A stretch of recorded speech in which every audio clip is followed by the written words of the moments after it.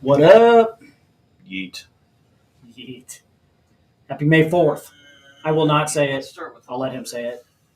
Go ahead and say it. May the 4th be with you. Chris Beans. All excited about that. Everybody had their Star Wars shirts on at work today. First one, we've got Baja Brewing Company, La Surfa Baja Lager. Interesting.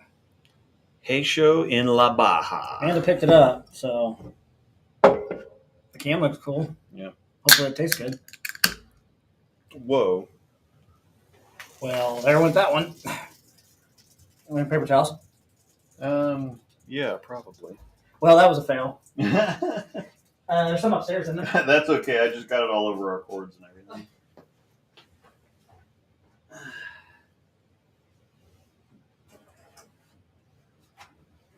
Un momento.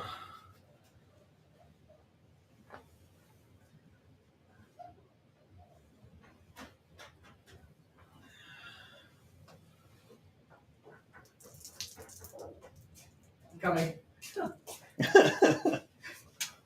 Here you are, sir. Thanks. What a start. Yeah. What's going on? I'll let Jonathan talk here for a minute. Cut him off, Marquise. Yeah. Yo, it's going to be a good one when you start out like that. I tell you what. We were just talking up the beer, how good it was going to be, and now it's on the floor. Yeah. Half of it's on the floor, so. And it was live, so it'll. Yeah. Once again, that's why we are the breakdown pair. Yep. The stuff is breaking down. Oh, what's going on, everybody? Hope everybody's having a great start to the week. And as we approach the downhill slide of the week. Yeah. That's all I could find. I'm sorry. No, we got more over here. The downhill slide of the week. Hope everybody has a great Mother's Day weekend coming up. Yeah. If there's some over there, I would have grabbed it. I didn't know that. My bad. No, I thought there was more upstairs. I was getting ready to spill off a bunch of stuff, and then I'm still laughing about that. All I heard was, whoa. Yeah. Guess what day it is? It's Wednesday. Oh, goodness. We'll get in some stuff here in a moment. Yeah. Oh, that's going to be I'm ready to see the comment section after this one. Yeah. This is in case we dribble now. Yeah. Oh, gosh. Did you get it all? Working on it. There was a lot that came out. So. Vegas crew checking in. Chris Cannon, what is up, man? Said. Yeah. Let's see here. The new Motive shoes are fire. Yes, they are pretty cool. I do like those a lot, actually. Which ones? The new Motive shoes. Yeah. From KR Strike Force. Oh, there's $10. Hopefully it covers the cost of that beer. Oh. That's great. Mr. Kniffen. Mr. Kniffen. The K is silent. The K is silent. I see the Bullish show in here? Waswell, how are you, sir? We did a little bit of and this is something I might think about doing, but What's that? James has only been averaging like 235 lately. He's been in this horrible slump, and he went out and practiced today and live streamed it, and so we talked through a few things, and he got some things sorted out. It really doesn't matter how good of a bowler you are; it's hard to watch yourself. True that. So every once in a while, you need a good set of eyes, and he's provided his eyes for my stuff a fair amount of times too, and actually just watching some of the things he does, period, is helping me out a little bit. So I think that you and I are both on the upswing. Actually, maybe it's a summer thing. Yeah. Of course, we bowled really well last year, and then we bowled well most of the summer, and then fall hit. And then fall hit smacked us right in the face. You at least got a good couple weeks to start off with. Yeah, I had a good couple of weeks to start where I was averaging like 245 or something stupid for the first couple of weeks, and then everything just came tumbling down. They either got harder or I got worse. Yeah. I think it was it was a combination of both, I think, because I did the same thing. Yeah. They did get harder this year. They definitely did. I think the scores looked like they were definitely down compared to what they were. Yeah, everybody else's scores were down too. It wasn't just us. I went way down. I know that. I think Rob Wagner had a similar thing. He was way down this year. He climbed it back up, but I don't know where he's at now. Well, he said he got to 219 or 220 or something, but That's yeah, pretty he good was after the down start. at 190 something to start the year, and he brought it back up quite a bit, but still, It's pretty he good. averaged 230 something Yeah. last year. So Yeah, he definitely something was different. all right, The wife waves. She didn't even get to see the beginning. see, yeah. Be careful on opening those others. All I heard was whoa. There is left in this can here. Well, we've completed our league season, so you're going to be bowling this summer, right? Yep. Just Thursdays. As soon as James gets here, we're going to go do some practice sessions on Mondays, I believe. Cool. So, Cool. Which is June, right? June. July, because he goes to nationals. How it goes? Can't remember whether it's June 4th or July 4th. I think it's July 4th. It's a decent amount in there. Yeah, it wouldn't. All right, the long-awaited taste. Yeah. What's up, Jess? Better be good. That is pretty good, actually. That was worth the wait. What's the red hot face? What's with the red hot face, Luke? Well, he's been over cleaning the spill. Yeah. Cracks it open and just flows out like hot lava. Mm. Oh. Yeah, thanks a bunch again, James. Really appreciate that. James already does plenty enough for us. I ought to be paying him for what he does for the chat, which is at Discord. I'll go ahead and pop that up while we're. We added a new tier to Patreon too, that you get some extra stuff, and there's a special channel and a role in the Discord. And we having some audio issues. Somebody just asked if they can hear us. Oh, should be good. Yeah, it looks like we're getting sound out here. Yeah, on our end anyway. Yep, we're getting sound. I can see the bar moving, so I know that sound's coming through. So Peter, I guess if you can't hear me, telling you what to do is not going to help. You have to excuse my friend. He was a little slow. Probably reload it. Yeah. Just reboot it, or you might have every once in a while stuff just goes nutty.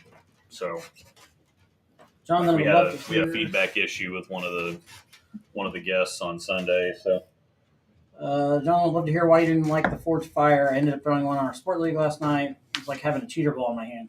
It just didn't know what it wanted to do. It'd do something different every time I threw it. Yeah, it would either blow through the spot or it would hook it 30 feet. I haven't tried changing surfaces on it. And we didn't get along very good. So it's sitting down there with like 5 games on it. Yep. Saying sell me or something. All right, so that's there if you want to check that out. And we have a free side of the Discord too if you just want to come hang out and chat. We have questions of the day. We have tournament stuff. We've got all kinds of stuff. Yep. So, idea for a future show: tier list. Nothing too crazy. Tier list show would be kind of cool. Yeah, I need to figure out how to make that whole thing viable because I've seen a lot of people that are doing the tier lists and whatever else. Yeah, that'd be kind of cool though. But yeah, that'd be something fun to do. Yeah, absolutely. Great idea. So. Great idea. YouTube never goes nutty. Well, YouTube rarely goes nutty, but this software is questionable sometimes. So it's better than what we were doing. Mm-hmm. At least for what we can do on the screen and everything like that. So I'll throw our Coolwick promotion up here. Speaking of Coolwick, you've got I can't remember what that's called. The Patriotic this one's a little bit different because something. This is one of the quick ships too. Yes, but this one is not the quick ship version of it. Yeah. Yes. It's one of the American Pride or something like that. Yeah, you can get it in a quick ship version, but you can also get it customized too. Most of you know that if you get a quick ship, they'll have the zip ups. So those come standard with the zip ups. But I know, sweetie. We got dogs down here with us. I know, Tweety Bird. You're a good Tweety Bird. And mine is Modern Blue Stripe. Yeah, I like that one. So, I have that one in green. Mm-hmm. The same one, just green. I like that. Yeah. And once again, we keep talking about this, but the colors pop so much more in person than they do on the website. These are just, the color saturation is crazy. And I know that you can see this. Oh, yeah. The color saturation is amazing. Speaking of Coolwick, do you want to go ahead and kick it off with that, or do you want to wait a little bit? Yeah, the contest thing? Yep. We're doing we can go ahead and talk about that. You know anything popped up? So Luis Napoles, we're going to have him on next week. A lot of you know him, and if you're not subbed to him, you should be. He does a lot of videos, and actually, it's just to say it's helped me out a little bit because there's a lot of people that ask for, well, this comparison, that comparison, whatever else. And I got really burnt out. And plus, we added the bowler show, and that was pretty involved for the first several weeks, getting that off the ground and figuring out what we were going to, we're kind of locked into it now. So we're kind of settling into it now, rather. So it's not taking up near as much time as it did to begin with. Yep. So, what we were doing there for a little while is Lou and I were kind of overlapping videos. Yeah. So a lot of the comparisons people wanted to see, he was doing them a day before I put mine up, or I was putting mine up a day before his had come out. And so we were doing a lot of the same things. And I thought, well, I'm getting kind of burnt out. He's on his way up. We're on the same team. And so I thought, well, he's doing a bunch of this stuff that's really, burning me out. And so I'm going to let him do his thing. And he's shot up like a rocket, and not saying that me backing off is, because if a lot of the video people watch me throw them and then they'll watch him throw them because we have different comments on them. So just because I put up a review and then he puts up a review and a different hand. Yeah. So just because we put up the same review, there's lots of people that watch both of us that are going to watch both reviews. They're not going to, he's got one, so I'm going to go watch his this time, but whatever else. And so I thought, well, since he's already doing those, then I can point people that are asking me for them to say, hey, they're out there, just go watch his. Yeah. So that gave me a little bit of a break for a while. But I've got videos that I'm working on. There's people that have been requesting a new Sport Essentials video. I've got that 3/4 of the way written. Okay. So are you going to not live stream that one? Or No. Okay. I'm not going to live stream the Sport Essentials video, but I am going to live stream my next classroom video, which is bad ball reaction versus bad execution. That's great. Knowing the difference between when you're getting bad reaction or when you're executing poorly or you're in the wrong part of the lane or something like that. That's great, actually. That'll be a good one. So a couple of big projects I've been writing on this week. So you need to feature me in that one because I would show you bad execution. I that's what I was going to say. Fortunately enough, I have a shitload of bad execution footage. So, well, perfect. 4K fast versus 1500 pulse was a good one too. Yeah, I do have some. I got a dark code in before they changed the surface finish on it, and I've been kind of noticing that I've been missing that ball. I got to the point where I was throwing my UFO alert a lot more than my dark code because when I was throwing it bad, it was too strong for me. Now I'm throwing Zen. I've been throwing the Attention Black Pearl quite a bit.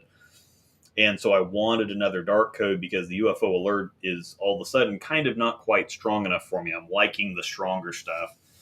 And so I got another one of those, and I thought, well, that's a ball that I'm going to keep throwing because it's very similar to the Attention Black Pearl. And I thought, well, I'm going to go ahead and get another one now that they have the 4K fast out. And so I think I'm going to do my own version of what he did with the Zen with the dark code. So there you go. Yeah. Funny enough, I'm going to feature the Zen Master in that my bad execution versus bad ball reaction. I'm going to use the footage from the Sport Gauntlet video that I had the Helios, the Axiom, the Phase 2, and the Zen Master in. So it's going to illustrate everything perfectly. Is it you or is it your Zen Master? Great title. However, again, when I do the Zen Master is going to be in the Sport Essentials too, and it's a two-handed God ball. I mean, if you've seen Mason Alvarado, the kid that I literally, when I said in that video that I gave the ball away, I literally gave it away. And then the guy that I gave it to, he decided he didn't want it, so he gave it to his kid, who went and shot 790 in his first high school match after he got it. John Baton throws his amazing. He does a lot. Hunter Ellenberg, I'm not sure if he's got one yet, but he went to a demo and he said, "What should I throw?" And I'm like, "Just throw the Zen Master." Yeah, and he's like, "Yeah, it was ridiculously good." Yeah. So, yeah, it bridges the gap between reactive and urethane stuff. When urethane's too early and slow, and reactive stuff is too fast for two-handers, the Zen Master is perfect. Right. If you've got a big rev rate, I highly recommend it. So, anyway, sorry to kind of flip the joke. I could have taken it and run with it, but would be a great title though. Yeah. That's good. Good one. Anyway. The Zen Master. If it sucks for you, you're just bad. The Attention Black Pearl is amazing. Amazing, but it's very, very similar to a dark code. So that's the other thing, is that's why I got a Pro Pen Blim on it, which is where the CG is way out of line with the pen to mass bias line, which used to make a difference. Right. Now it doesn't make a difference because we've got 3 ounces of tolerance for side weight, top weight, bottom weight, whatever else all the way around. Finger weight, thumb weight, whatever. So now it really doesn't matter, but people are still kind of weirded out by it. Yeah. And so I can get overseas balls that have, and most of the time these pen blems are the wrong direction for right-handers. So it'd be like, well, your fingers are here and then the CG is all the way out here. Well, with being left-handed, my fingers are going to be over here. And so I can still give it a fairly strong layout, and it puts the center of gravity right in the middle of my palm. Mm-hmm. So, I mean, it is perfect for a lefty. And so I got that and a Torch It for like $120 a piece instead of the $250, $300, $350 that they normally are. So I got a couple bonuses on that. But the Attention Black Pearl is a pretty strong core, but it's also got a pretty strong cover on it. And I talked to Chris Schlemmer, and he said, yeah, it's along the lines of, NEX, Microtrax. It's just a really high nano load cover. And it reacts a lot like the dark code to me. And so I wanted to drill that first before I drilled another dark code, just to see kind of where they square up. And so the problem with some of the overseas stuff is if you get one and like one, you're either out a bunch of money to track another one down, or it's just going to be a one-off thing. But fortunately, we have the dark codes, and so I'm going to make sure that I have plenty of dark codes before those go anywhere. So, you think they'll be around a little while? I think so. The code line is pretty popular in general, and right now the only thing that we had in the line, that was competing with it was the Altered Reality, but now that's discontinued. You can still keep using them, of course, if you have them, but it's discontinued. And the dark code's not the same ball, but it's in the same it's closer to the Altered than anything else in the catalog by a long shot. Okay. Yeah, I can definitely see that. Do you see it a little rounder? Yeah, the dark code's definitely earlier and rounder. Yeah. So that's the problem. The Altered Reality is something that you can just throw at the spot and watch it pull up. The dark code, you got to roll it a little bit more. Yeah. Now, the problem with that is it's got a really, really strong core in it. So if you roll it too much, it's just going to overdo it. That's the one thing I noticed immediately when I started throwing that one. Yeah. Was how round it was. It surprised me because I was expecting to be a little more skip flippy than what it is. And Chris makes a good point here. He's left-handed too, and he was given a dark code and was skeptical to drill it. It's perfect. I mean, it's a perfect lefty ball because it's a really strong core. It's a really strong cover, and so it gives us blend. And so the fact that it's pretty early and fairly smooth, I guess, or it's early enough on the right side that sometimes righties have some angle issues with it. Perfect on the left side of the lane. Perfect. So, yeah. Okay. Good dark code on the way. It looks like a lot of fun. We kind of went down a rabbit trail. We were talking about the Coolwick giveaway. Yeah, we were talking about the Coolwick giveaway, and then we got off on the Luis thing. He's going to be on the show next week. Yep. But we're doing a 3-person giveaway. I was about to say a 3-way, but and of course I just had to say it anyway. There it went. Now we really are going off the rails. Yep, 3-way giveaway. Yep, and it's actually a really cool idea. Jerseys, and it was a really cool idea, and this was Luis's idea, so I want to give him credit for this. And this is something I told him, I'm just going to steal this and run with it myself. Yeah, because you reached out to me too. So yeah, because I thought it'd be a great. I didn't want to. Because I think that there's going to be plenty of names, and there's already plenty of names in there. It's like crap. Keith Dunphy, nominated himself. Yep. But seriously, that guy does a crap. I look at all the stuff he posts in that group, and I'm like, holy God, dude, do you have a job? Well, it doesn't say you can't nominate yourself. Yeah, no, and he's totally right to totally totally valid thing for him to nominate himself. Yeah. There's been some good nominations. And there's so been far. some really good ones in there, and so it's going to be tough to just pick 3 out of them. But what we're doing is we're having people nominate other people that do a lot for bowling in their area that may not get a whole lot of credit or get a whole lot of attention or something. We're going to, give them a little kind of a spotlight. Yeah. We had Keith on the Bowler Show a couple weeks ago talking about all the stuff he does for, and that was the thing. He ran a little bit long, but at the same time, he's listing off all the stuff that he does. Well, I do this, and I do that, and I do that, and I do this, and whatever else. And it's just one of them things. It's like, well, we got to move on to the next person, but holy crap, that's impressive at the same time. Yeah. So, yeah. So like, if you nominate somebody, if you nominate somebody and that person gets selected, it's not you that gets the. We're gonna recognize. Yeah, we're gonna give. So you're gonna nominate somebody else. Yeah. To get a Coolwick jersey, and there's going to be plenty of other giveaway opportunities. Coolwick gives us a pretty healthy giveaway budget. Yes, they do. They operate different from traditional. They operate more like a business.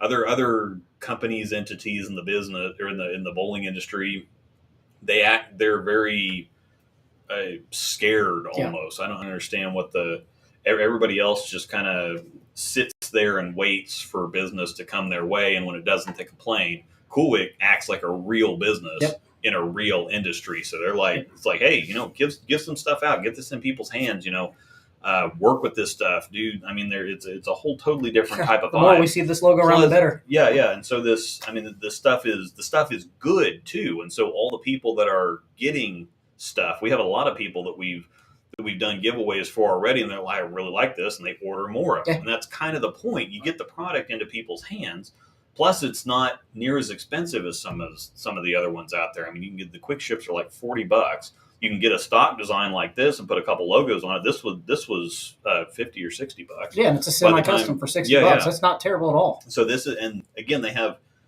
the thing with some of the other ones too is it's like, well, gosh, some of the stock designs are bland or boring or whatever, and so that's why we do the Coolwick Cool Picks every week, is because they've got plenty of stuff.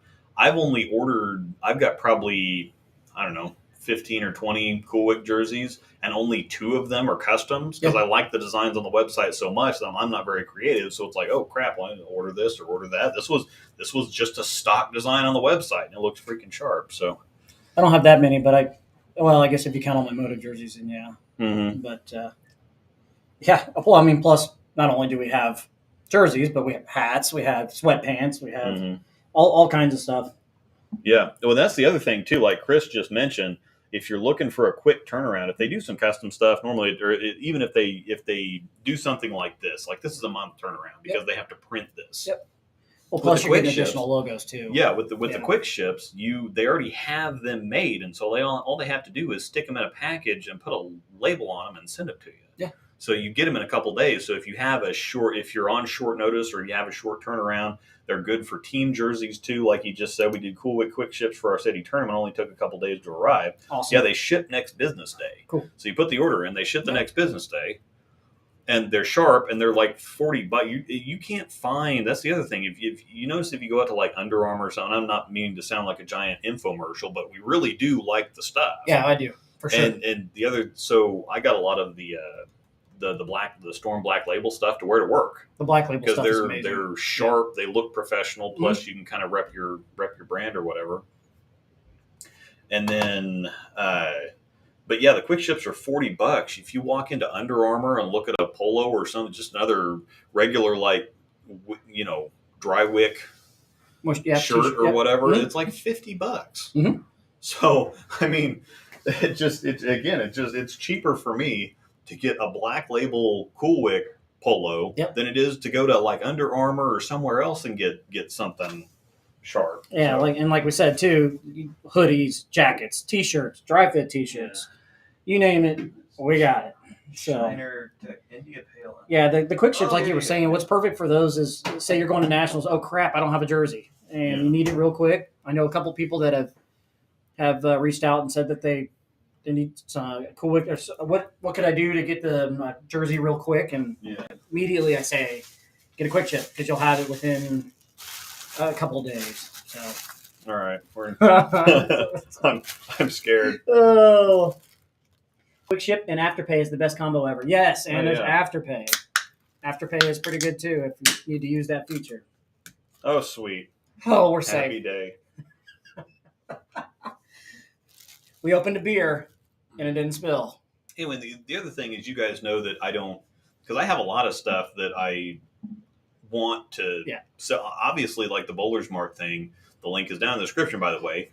I get a little bit of commission I get like 5% or something, so it's not a whole bunch, but I don't want to just try to sell things. Yep. And that's the other, so I try not to do that in the videos too much. I do want to rep the brands that support me to make the videos in the first place. That's kind of how that works. Yep. They support me, I rep them, but I don't try to push the sales narrative too hard. I would like to push it harder because, again, like I said, the Bowler's Mart thing and the Coolwick thing gives me actual sales numbers to give to Storm and say, hey, well, this is what's getting, because they don't know, click likes and views, who knows how much that's worth. Just because you click like doesn't mean you bought a ball. Yeah. There's plenty of people that can watch the video and not go buy anything, so they have no idea whether people are watching it for entertainment or if I'm actually making any difference. And of course, if I'm not making a difference, then why are they, sending me a bunch of stuff to show off? Yep. If I'm not getting anything done for them, so.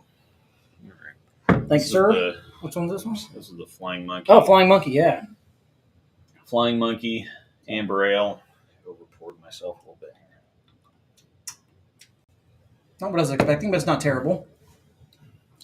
We'll use Luke's link for a Zen Soul. Looks so good in person. Cool. Not amazing. There you go. Yeah, it's not my favorite.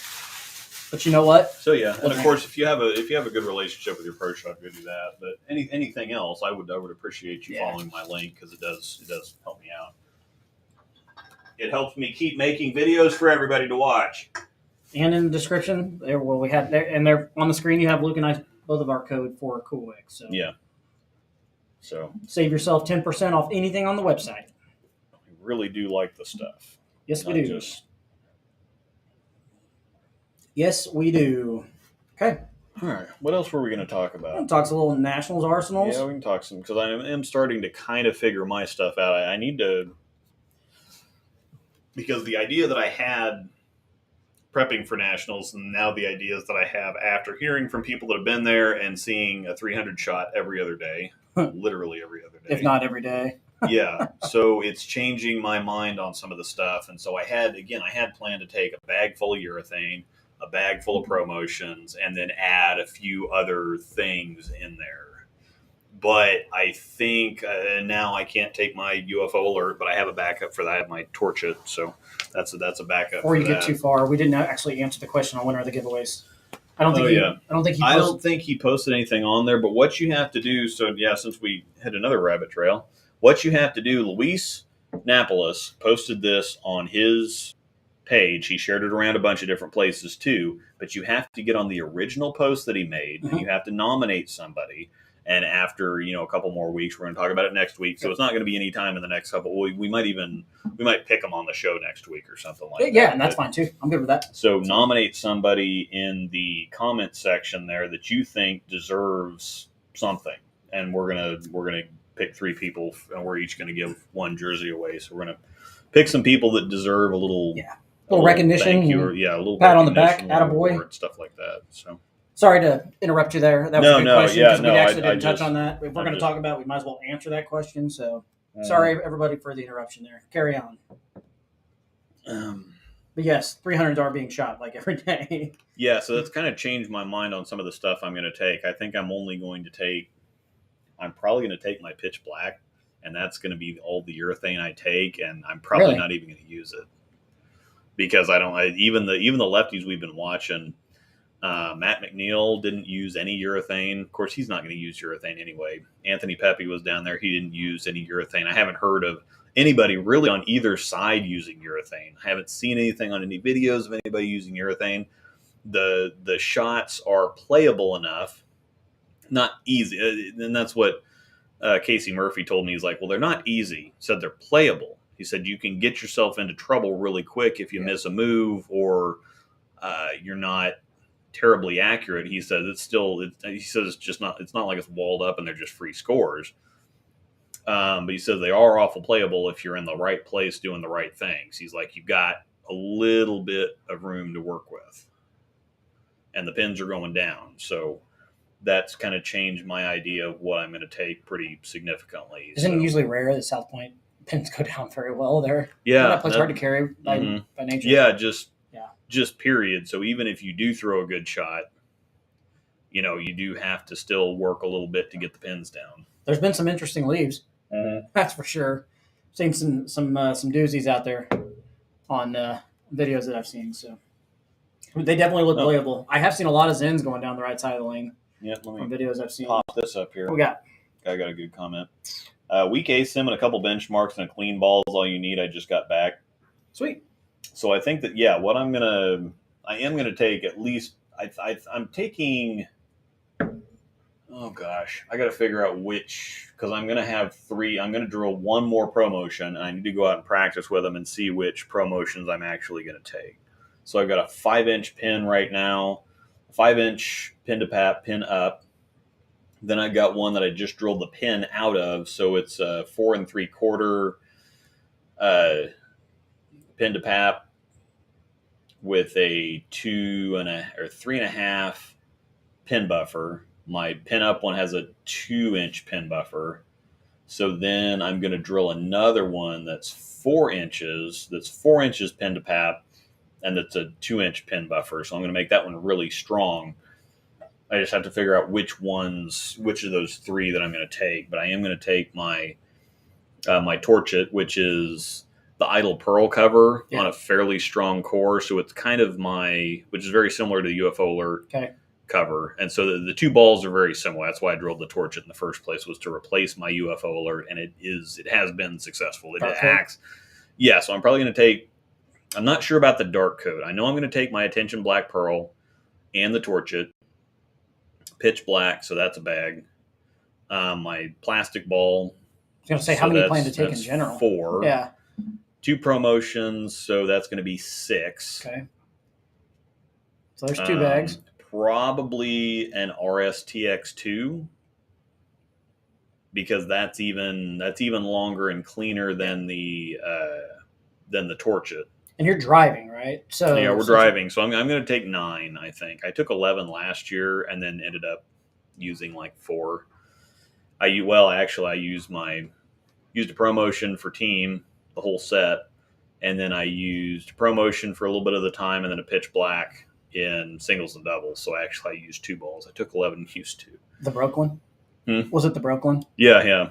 It was the broken one. I shot 268 the last game with a pitch black with a broken core. I got back and was taking stuff out of the box, and I was taking stuff out of the back and out of the bags, and I took the I was at Nationals, and I had taken it off the rack or something and had put it in my bag, and it sounded hollow when it kind of hit. And I'm like, well, that's weird. And so I took it out, and it sounded like smacking a couple 2x4s together. So the cord separated or broken or something like that. It sounded really hollow. So you're thinking 9 is what you're thinking about taking? I'm thinking 9. Did you say you're going to take a pitch black or not?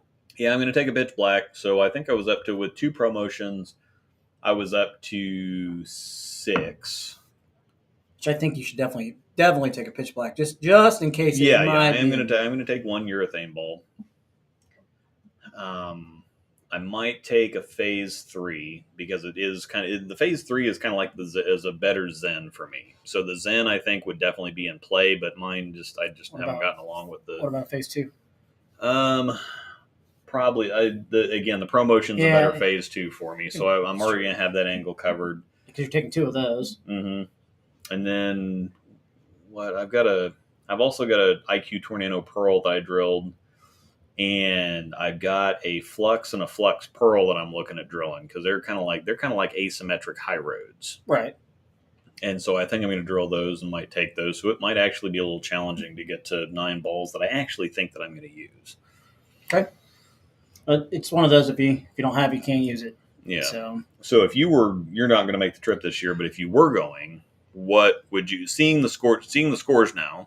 Yeah, I was seeing the scoring pace. I'd definitely take something clean. Like I'd take a big, strong solid, because I always have to have it. I don't have the rev rate a lot of guys have, even if I have to chalk it up a little bit. But I'll definitely take a Zen, Zen plastic, I probably would take one urethane ball, probably just one. I don't know. It'd either be pitch black or purple hammer, probably purple hammer. 3D offset definitely would get a look, just because it's pretty controllable. Maybe a Black Widow or a Black Widow Ghost. Jackal Ghost would go, and maybe a 2.0. Black Widow 2.0. I would probably throw quite a bit of solid stuff in general anyway. Yeah.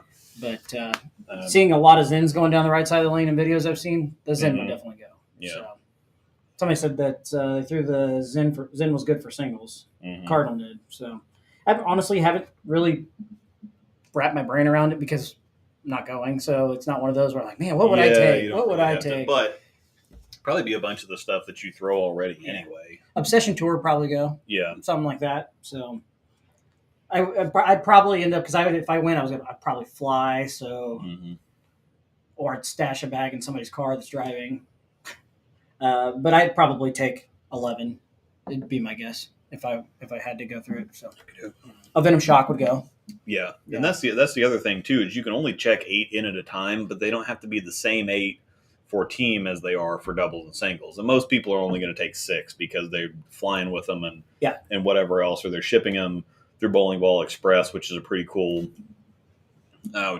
service. I have used that before. Shipping a lot more. I mean, it's expensive either way you go. We're driving, and so anybody that drives or anybody that's in the area can take more. And so, again, I've taken 9 or 11 before, and have just switched out a couple for team and doubles and singles. But I just don't even think I kind of have an idea what I'm going to throw now anyway. I'm taking a couple outliers just because I'm still not entirely comfortable on the left side of the lane. I'm still learning and still understanding stuff over there, and so sometimes I get faked out. So I want to have more balls available right now, but if we're just going to league, I still take 6 in, but I know what I'm going to use. So I would definitely I'd take 6 to league. I mean, that's I mean, just you take them, and if you even just feel like throwing something different. I mean, there's some guys that take different stuff to league every week. Like the other Jerry Kessler. He shoots 300 every week or two.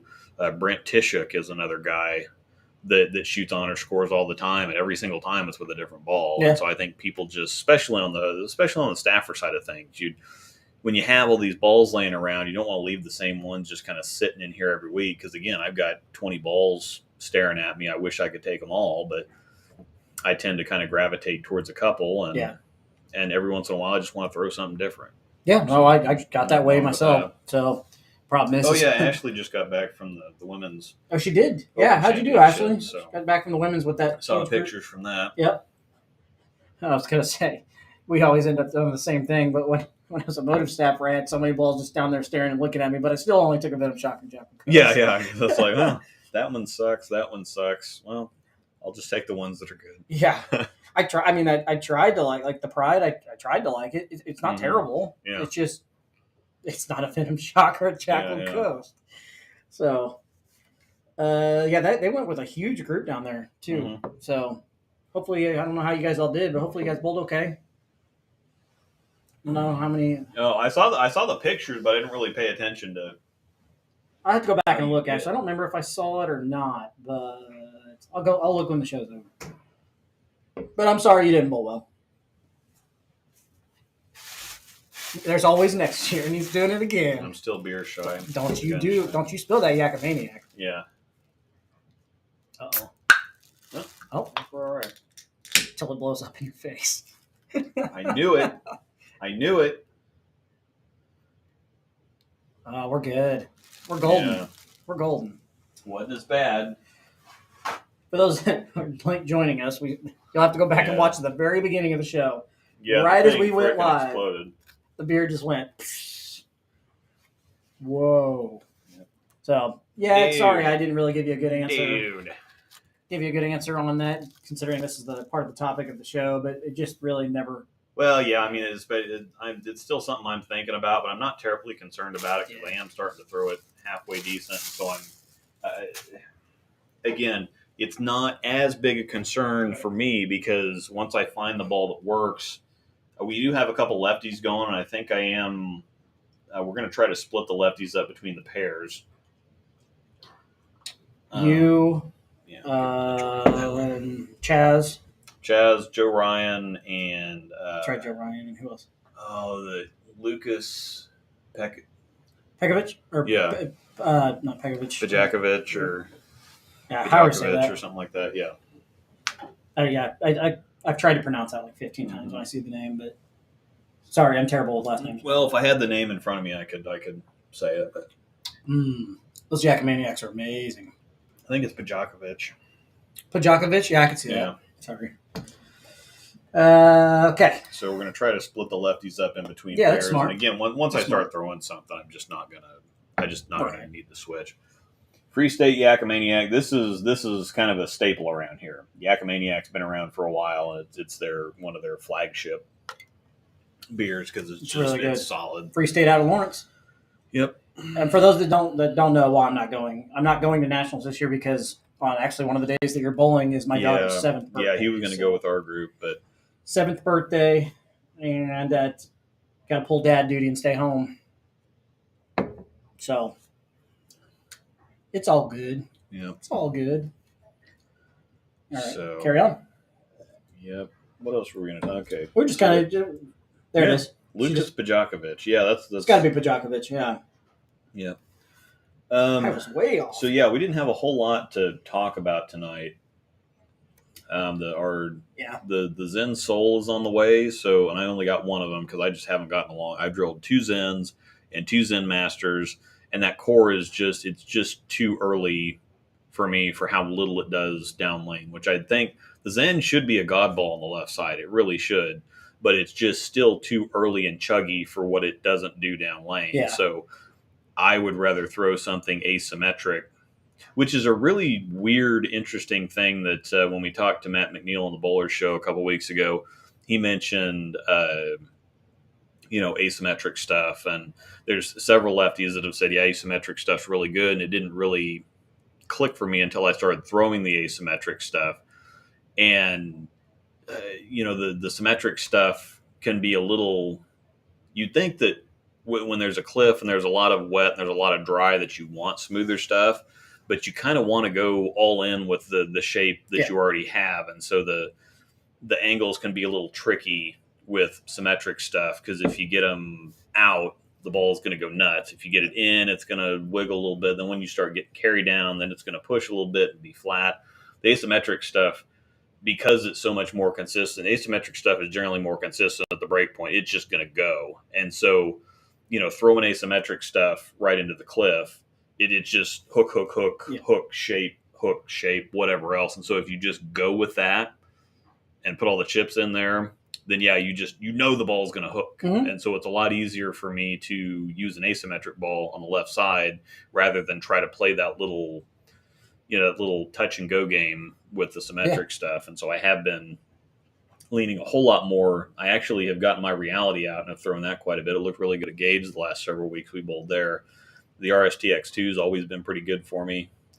And then, the Torch It and so I only have one symmetric ball in the bag right now. It's a ProMotion.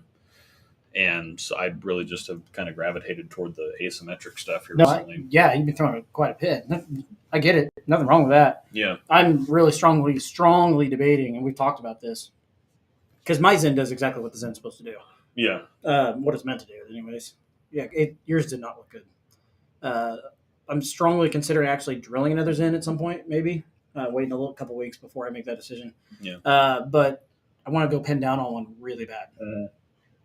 I think a pin down Zen would be disgusting for me. So. And I think that's how I'd have to go to make one work for me. Yeah. But for right now, the Zen looked pretty good for Angel. The Zen Master didn't look half bad for her either, but she just had better options. And so Angel is getting the Zen Soul. I'm just not going to waste money on it. So you haven't liked either of them, so yeah, I get it. Yeah, I haven't liked either of them, and I know that people kind of want to see redemption or whatever else, but I can't do it. You can always get one. I'm done ordering balls that I'm just going to throw in a review and give away or something. Yeah. So, especially when I have to pay for them. Lou, what's up, man? We were just talking about you a little bit ago. Mm-hmm. So yeah, I've got a few. ideas in mind. I'd really like to drill a reality. Yeah. So the thing here is that the Justin says the camo's lost favor and headed back to a box in the basement. The camo hasn't really lost favor with me. I just can't throw weaker stuff anymore. I'm slowly but surely getting better, and so my speed's gone up. I'm getting through the ball cleaner. My speed, I think, is the biggest thing. It's gone up quite a bit here recently, and so I just can't throw weaker stuff anymore. I like throwing the stuff, but I don't even throw my pro motion much anymore. I used that in Idle Synergy pretty well all year last year everywhere. And then the camo was great, but that and the high road, I drilled a Volt Pearl.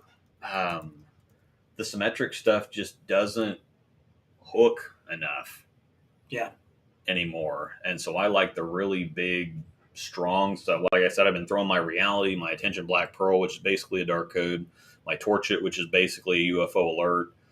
And the RSTX2 is about the weakest I go, and I don't even get close to it in Lawrence. Yeah. I'd throw a gauge, but I didn't get anywhere close to the X2 in Lawrence because it's just going to hook them. That's the one that I intrigued on is the X2. Yeah.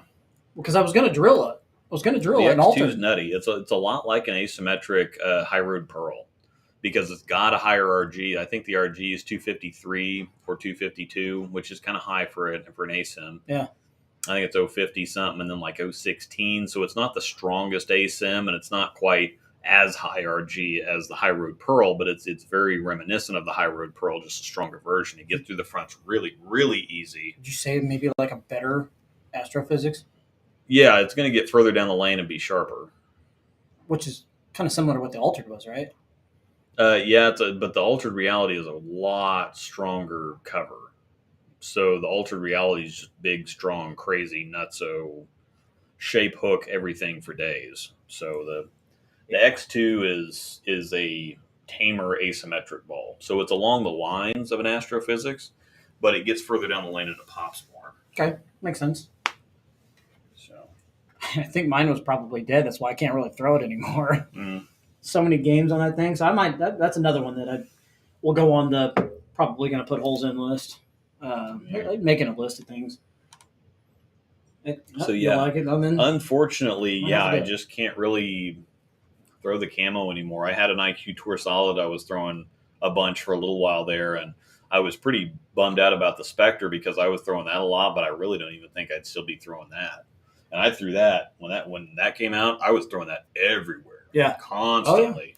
Oh, yeah. But I just don't think it hooks enough anymore. You started throwing the Reality quite a bit too here recently. Yeah, and so that's what I'm going to say. The Attention Black Pearl and the Reality is what I've been throwing a lot of, and that's basically like taking a Reality and a dark coat around a lot of places. So I'm throwing about the strongest stuff that I can be throwing. I could probably, again, I'd throw my Zen back in there, but I've been trying to work with the Reality because it's so good, and it's pissed me off so much that I haven't been able to throw it. So I've been hanging on to it, hopefully trying to be able to throw it. And the Zen the gem has been too strong thus far. I thought I could throw it in league after I did my review videos with it, but then I started kind of throwing it bad again, and so it just wasn't working out. But I think I could get that one back out too. Good question in here, gem or Reality? If you like had to pick one new, you want to drill one, and that's tough. I talk about this comparison in my gem video at length on both a house shot and a sport pattern. And then in my my new Sport Essentials video that's coming out, I add a little bit more context to that because it had been the gem because the Reality was just too much hook. It was too much shape. It was just too much nutso, not enough control. Right. And so I gave the gem the edge over it in the review. But now I see them kind of neck and neck. The Reality gives you a little bit more length and a little bit more shape for a stronger ball. Yeah. And so if you need a strong, like if you get on a high volume, longer pattern, but the track dries up because everybody's going to be throwing a bunch of surface. But when you move inside on a higher volume pattern, you can't really bowl down into something shiny or weaker because it's going to not see it in the fronts, and then it's going to hit the transition and wiggle, and then it's either going to be too much on the dry, not enough in the oil. So the Reality is something that you can move in with, cover a lot of boards with. Yep. When you need something strong with shape, and that's kind of a rare thing for big, strong asymmetric balls. Normally, they're more like the gem or the proton physics or something, where they're a little bit slower. They're not really meant to cover a bunch of boards. The gem is somewhere in the middle. It's kind of a step sideways from the reality. It's got a similar amount of hook, or actually, the gem hook's more. It's just earlier and smoother, but it doesn't burn energy. I can get it to turn the corner from virtually anywhere I want it to, and those are it's kind of a coin toss depending on what you want. If you need more shape, The reality. if you have plenty of hand, I'd say the gem, unless you're, Jason Eubanks, but then you'd have to put a better layout on the ball. Yeah. I mean, the Jason Eubanks, the hit it harder guy. I don't know. He put a 3 3/4 inch pin on his gem. The guy's got like a 550 rev rate. And he put the strongest pin on the planet on the strongest ball on the planet, and so it pukes in his backswing. It looks like garbage, but I mean, in his video, but I would expect it to look like garbage if you're drilling the strongest ball with the strongest layout for a guy with a 550 rev rate. All of that stuff just equals. I mean, just don't even do it. There's no point. So for me, if I was to drill one of the two, which one would you pick? For you, probably the reality. That's kind of what I was thinking. That's kind of what I was. The gem might be a little. It might not be enough shape for you. The reality, like UFO type vibes. Yeah, but the reality kind of is a little bit directional too. Like the gem wants to pick up and keep continuing, but the reality, if you get up the back of it, you can get it to do the Chris Barnes thing, where it will hook in the direction that it's rolled. And so if you want it to hit the spot and go straight, you can get it to do that. The gem doesn't really do that. It wants to kind of pick up and continue, so to speak. Yeah. The reality and the altered, for that matter, too, are fairly directional. You can get them to stop and go straight. You can get them to, go hunting for the 7-pin. But, yeah. Okay. No, just curious. So, again, you could go either or with both of them. The reality, you're going to have the kind of jerk stop flat 10s, but with the gem, you're going to have doesn't quite get there flat 10s. Right. So it's just same thing, different way of getting there. But again, I mean, I was going to tell Jeff Alton he needs to get a gem because he throws that UFO all the time, and the gem is a stronger UFO. Well, the UFO was. You had one of what those, he was. Oh yeah, it's still there. It's Amanda's now. The gem's a stronger UFO is the easiest way to put it. She still has it. The UFO was what Alton was destroying it with, wasn't it? And then he bought that. What did he buy? The new? Oh, it was Zen Master. Wasn't it Zen Master? Yeah, he bought that, and I'm like, that's a terrible idea. And that's literally all he's been throwing. I'm like, why would you not pull back out of the UFO? I know. Just hit that bad boy with some surface, and because I don't. Gem for two-handed lefty. Yeah, probably. I mean, it's going to be a bunch of hook, but if you need something that hooks a bunch, it's not a bad choice. Would you consider a 2.519 a medium or a low RG ball? Yeah, again, that's kind of right on top. Like James said, it's medium low. Oh, James answered that. Sorry, James. Thank you. But 252 is kind of my breaking point. That's when we start going from low to medium. Yeah. And then 252 to 255 or 251 to 255 is kind of medium. Right. Because once you get at 250 and below, that's pretty low. Once you get into the low 250s, 250, 251, 252 to 255-ish, that's kind of medium. Once you get over 255, you're into some high. It wants to get pretty far down the lane. And I guess we're at the point here. We'll just ask us some questions here. We kind of touched on a little bit on our Nationals Arsenals topic. So got a Coolwick giveaway out of the way. Chat. If you join Discord, James also. Yep, there it is.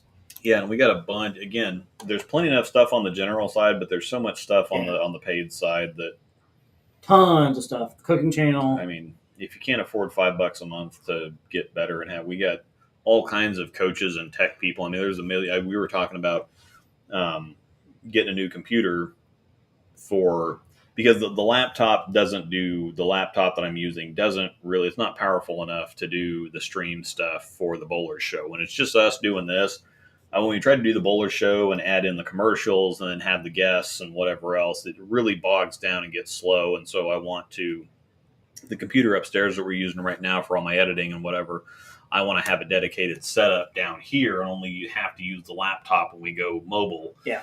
But I want to get a desktop set up down here so that I can have something better to stream with. Put it right there, right off to the side. Would you you probably just end up using both for both shows, right? Yeah, I would end up using the because I've done some stream video hybrid things, but I've had to do them up in the office. I'd rather do them down here, but for what I need to do, adding the video clips in and whatever else, I have to do that on the desktop up there. I'd rather do it down here. And then again, there's been some tough stuff on the bowlers show that I could have really used a decent computer for. Yeah. So yeah, that'd be cool. That'd be cool. Yeah, and so there's a million tech nerds in the Discord that are there's a couple friends of ours from Chicago that are gonna build one for us. Yeah. I did see that day. I saw a lot of that chat going on, and I was like, oh, that's way over my head. So I'll check back in a little bit. Yeah. I'm not the greatest when it comes to that kind of stuff, but decent computer guy. I'm just not amazing. Yeah, I wouldn't.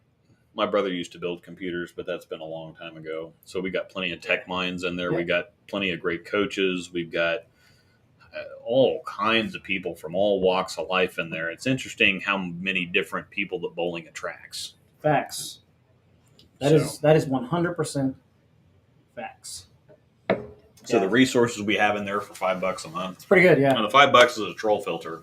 Plus there's perks. Yep, perks. Perky perks. Yeah, I don't do computers. I'm a social media guy. That's what I do. Give me some social media, and I'll go to town on that for a while. Oh, okay. Sorry. Yeah, fire us away some questions here. Yep. Kind of, once again, when we do a show every week, it's kind of hard to come up with a topic every week. Yeah, and bowling's kind of slowing down. Yeah. I mean, and the PBA playoffs are making it feel like it's slowing down a whole lot more than it's actually slowing down. My God. I can't remember who won. Tommy Jones, I think, moved on. Yep, Tommy Jones moved on. And A.J. Johnson moved on. A.J. Johnson moved on. So it's Kyle Troop versus Chris Prather on the one side, and then it's Tommy Jones versus A.J. Johnson on the other side. Yep. They're doing the semifinals this week, and I think the finals is the following weekend after that. So I mean, this is taking like a frickin'. No, they're going live. I think they're doing it all. I think it's all done this week. Oh, okay. I think they're doing the semifinals. Thank God they've drug it out they've drug it out longer. I mean, if March Madness, if the NCAA tournament with 68 teams can happen in 4 weeks, why can't the PBA get 16 bowlers to bowl in less than 4 weeks? It doesn't make any sense. It just doesn't make any sense. It's ridiculous. And people at this point, people are done with leagues. They don't care. I've heard a lot of people say, "I just don't care. I'm not watching anymore because I'm out golfing. It's freaking May. They started this thing like 3 or 4 weeks ago. Nobody cares now." The question just got popped up there. Yep. Need a weak solid to complement the current arsenal. Hustle camo or wait for something new. Rev dominant have the reality and Helios for the medium heavy solids. If you are you're rev dominant. IQ Tour or Hustle Camo.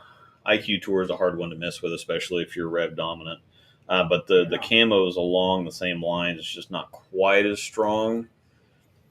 I think the camo is more versatile, though, because the IQs kind of hit a point where they just don't want to turn the corner. Even if you're rev dominant, they get to a point where they just don't want to turn the corner. The Hustle Camo I could play with all over the lane. At Tulsa, I was playing fourth arrow with it at Broken Arrow. It was Broken Arrow, yeah. So Broken Arrow, that's because Andy B's just hooked out of the building. Mm-hmm. Gosh, they hook so much down there. So that was Yakamaniac. That's pretty good. Hooked out of the building. You want to do the, let's see, there's a Scarlet Dawn IPA. There's the Shiner Tex Hex, the India Pale Ale with the cactus water. Good. We had. I tell you what, surprise me. Just don't let it blow up. Well, I was going to say I've got this winter ale down here. I've got a chocolate dunkel. I've got a winter ale? Let's try that. Yeah. Let's do that. Icelandic winter ale. Let's do a winter ale. Why not? There's another question here. Ale brewed with spruce tips and Icelandic smoked barley. This one should explode. That one's. I have no idea why that first one did that. I think that whoever wins the Pray the True match wins it all. I do agree Probably. with that. TJ's been tough. Dude, I don't know what got into TJ, but he's been tough. I think the purple hammer, the purple hammer's gotten into TJ. He's throwing new ones too. Oh, he carried the building on was that Sunday? Yeah, Sunday. Stephen Fangmeyer, what's up, buddy? What's up, man? I talked to him earlier today. Yeah, and that's the other thing too, is that on the Discord I get to really know a lot of people. Like there's 115, 120 people on the Patreon, and there's even a solid amount on the free side that we interact with. Yeah. Einstock or something like that. Yeah, Einstock Olgerd Icelandic Winter Ale. It's got a fruity taste. Yeah, spruce tips and Icelandic smoked barley. So what's that say? Smoked Icelandic barley, spruce tips. Yeah, I don't know. Well, it's not what I was expecting. It's like trees. I like beer that tastes like trees. Well, you used to not like AJ first title. I don't think so. I don't think he's going to. I wouldn't mind to see it though. I'd like to see Tommy Jones win. AJ is one of the coolest dudes on the planet, and this is interesting because AJ, there's a lot of people that don't like him because he gets really hyped up. He looks like he's mad all the time. That's just kind of his. He does have RBF a little bit. He just kind of looks like that. But I've met him a couple times and hung out with him. He came to Lawrence to sub that one time, and I met him in 2018 at the U.S. Open. But he's super, super chill, and it was kind of funny because I'd met him at the U.S. Open, and then he was playing Golden Tee with EJ Tackett and some other people. I was just kind of one of the groupies hanging out, and said a few words to him, but whatever else. Well, then he came to sub for Poston. And I thought, well, he's not going to remember me. So Poston went, oh yeah, this is Luke, and he was in the middle of saying, oh hey, what's up, dude? And I said, oh, nice to meet you. And he kind of stopped me, like, yeah, okay, nice to meet you. And so I'm like, oh crap, he did remember me. Because he didn't. He's like, I walked over and, oh hey, what's up? Oh, nice to meet you. And so I'm like, I think I screwed up. No, he's super cool. I mean, he just hung out and whatever else. He's a super cool guy, but he's pretty intense on the lanes. But we've been talking about it. We talk about all kinds of stuff in Discord. I think his thing is that he lets the ball go just a little bit too late. He's a little roll heavy, and so a lot of those blaster 9 pins that he thought he should have carried, as soon as he let him go, I'm like, oh, go. And then he drives by a 9 pin. And of course, when you drive by a 9, it's kind of like, even if you're begging, sometimes it's going to happen, but you're begging a little bit. Yeah. It's kind of like, oh gosh, that's good enough. That's close enough, right? So I think if he just gets through the ball a little fast, and I think that's when Velmo can't carry, when EJ can't carry, I think that they're a little roll heavy. Like they get the ball, like EJ's biggest thing is he gets the ball really rolling or really revving off his hand, but then it corners too hard. It does, but at the same time, with the patterns that they bowl on out there, it's very, very easy to throw it through the spot or throw it out the window. Yep. 9 pin is a whole lot better than a washout or a 2-8-10 or something like that. And so I think it's really hard. It's easy to be an armchair quarterback and sit here and say, oh, well, if they just do this and but I mean, you can see how they miss a little bit and all of a sudden it's a washout or a 2-8-10, or it's just, they get just a pinch fast with it and it's gone. So I don't blame them for. And so when you're getting squeezed, it can kind of feel like that. It's like, come on, well, it's either a 2-8-10 or a 9 pin. What are we going to do here? Yeah. Like, how do I get this? So I think that his carry issues are just, he's got a big rev rate. Yeah. And some people throw the ball there is such a thing as throwing the ball too good. Like BJ Moore can't score because it comes off his hand so pure and so clean that it's 4 pins and 9 pins and, blaster 7 pins and wrap 10 pins. That poor guy just can't carry because he throws it too good. Yeah. Sometimes you got to muddy it up a little bit. Just throw it like crap. Yeah. Yeah, that's some of those when the ball's just kind of flopping and going backwards into the pins. They just kind of, spray all over the place. He did on that left lane, because I actually watched Sunday. He did on that left lane have a little bit of an issue where there's a bad little hang spot there. And if he hit that hang spot, the ball went 60 feet.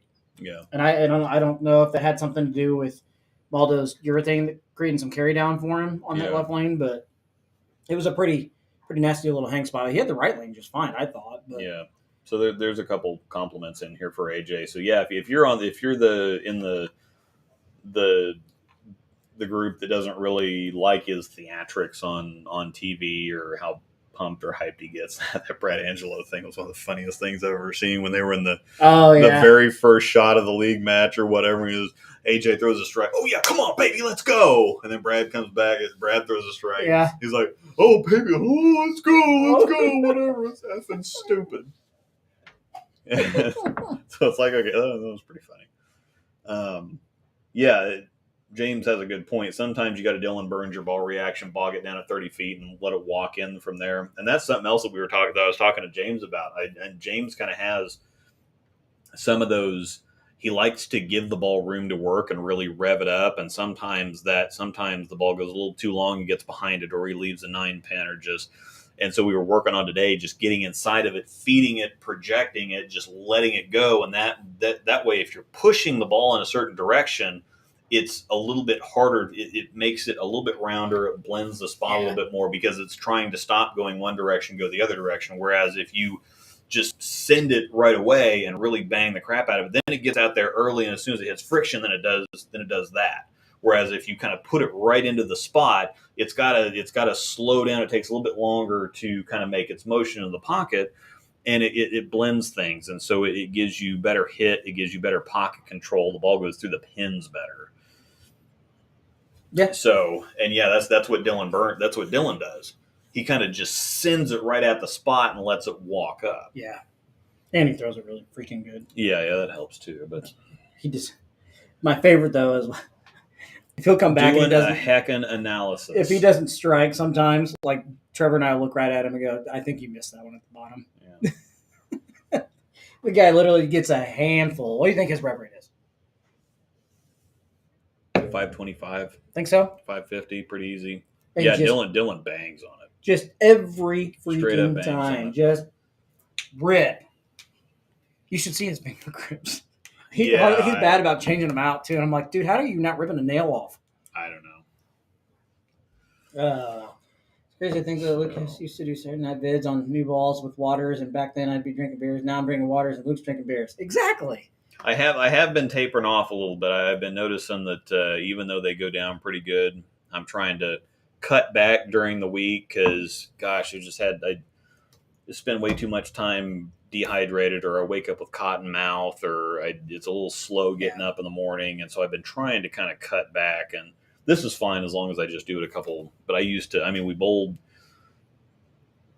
a couple nights a week. Plus, then we do this, and then we'd have tournaments on Saturday, Sunday. And so, you have a couple at league one night, you have a couple at league the next night, you have a couple doing this. You have 15 on Saturday. Yeah, you have a good handful on Saturday and Sunday bowling tournaments. And so end up drinking a couple beers a day pretty much every day of the week. And that's one of those things. I was talking to Clifton about this when we were, he said he just turned. We were the Tuesday meeting, Trevor's league, and he was out there and he's like, "Man, my birthday was last night," and I said I went out. And it was like, "Man, I'm just now starting." He's like, "I only had like 3 or 4 beers," and he's like, "I only had like 3 or 4 beers. Man, I feel like crap today."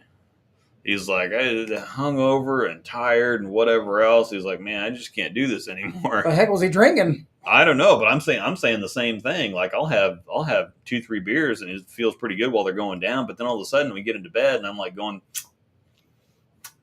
I always chug a glass of water before I go to bed. I do the same thing, but it just doesn't help. And I get up in the middle of the night and I'm, having to peel my tongue off the roof of my mouth. I always feel like that when I wake up in the morning. I get up in the morning and I've got these huge bags under my eyes. I'm just like, oh. That's how I felt this morning. God. Felt that way this morning. I'm just trying to cut back on the. I had a couple of drinks last night and they were going down. It wasn't beer though. It was whiskey. Yeah. I definitely still want to enjoy some stuff every once in a while, but I'm a whiskey sipper. I'm honestly more of a whiskey sipper than I am a beer drinker. I know, and that's the thing is that actually some of the they say that doing a little bit of whiskey or a little bit of tequila is the one that they say is really good because it's it's agave, Mm-hmm. and there's something about the process that actually makes it pretty okay. And Yeah. I guess it's really easy on your blood sugar and stuff like that. It doesn't hit you like some of the other stuff does.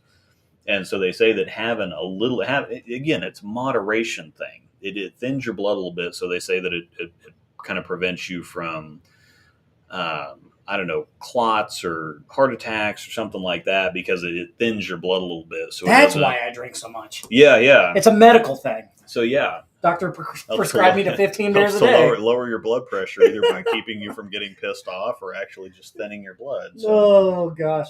What's pretty crazy though is we're sitting here chit-chatting a little bit to think that this started, the two of us, with a COVID rise and grind, something to do on a Friday morning because you weren't going to work, where we did not drink any. Oh, Jägermeister? Oh yeah, I drink Jägermeister all day. I'll drink it straight. I'll drink Red Bull. I don't care. Oh Jaeger. No, see, I had a bad experience with. I've had every time I drink Jaeger, I puke. You remember Matt Phelps? Yeah.